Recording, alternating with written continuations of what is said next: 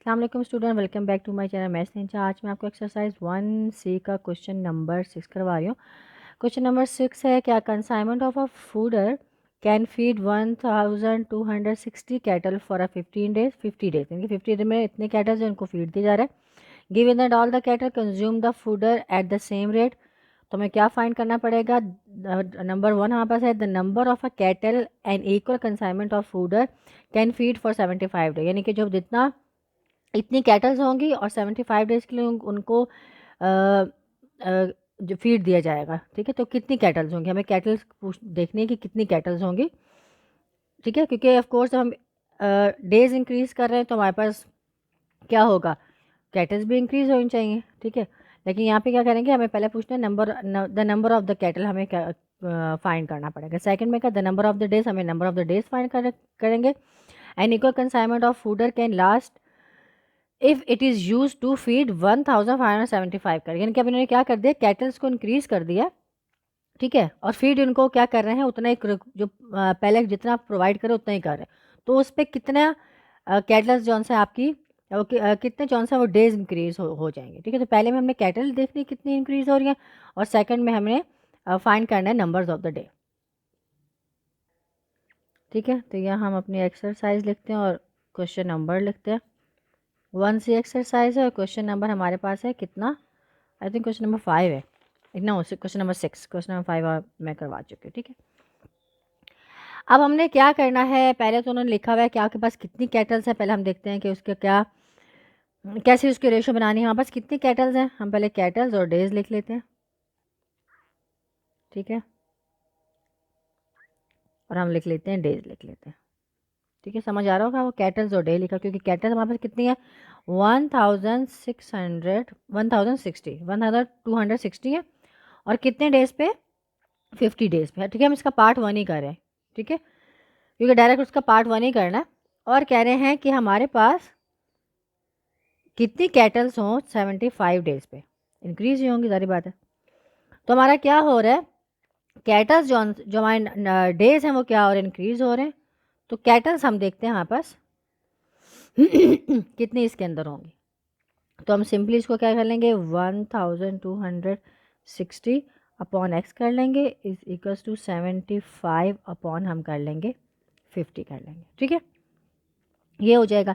अब हम इसका क्रॉस मल्टीप्लिकेशन करेंगे तो हमारे पास हो जाएगा 1260 multiply by 50 is equals to 75 multiply by X हो जाएगा। ठीक है, 1260 को जब हमने 50 से मल्टीप्लाई किया तो हमारे पास आंसर आया है 6000, हमारे पास आंसर आया है 63,000। ठीक है, और ये अपॉन हो गया 75 और एक्स यहाँ पे आ गया।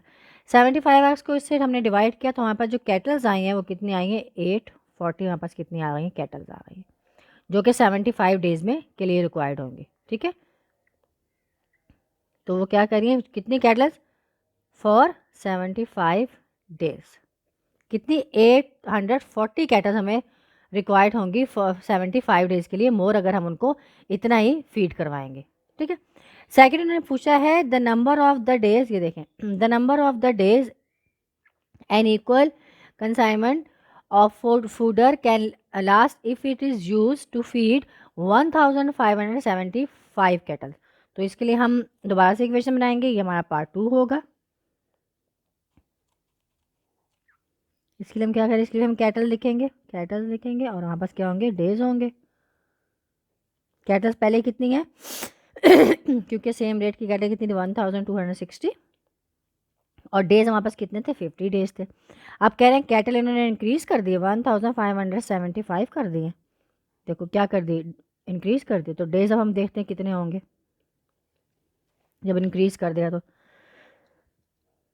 ठीक है, अब इसकी इक्वेशन बनाएंगे। वन, देखिए वन ऊपर जाए तो 1775 हो जाएगा, और ये हो जाएगा upon 1260 is equals to 50 upon X हो जाएगा। वही क्रॉस मल्टीप्लिकेशन जो पहले किया था वो होगा, 1260 multiply by 50 is equals to 1575 multiply by x. इन दोनों को हमने मल्टीप्लाई किया तो हमारा आंसर आया था 63 1000, ठीक है, और x हम यहाँ कर लेंगे, ये आ जाएगा हमारे पास 1575 आ गया। दोनों को आपस में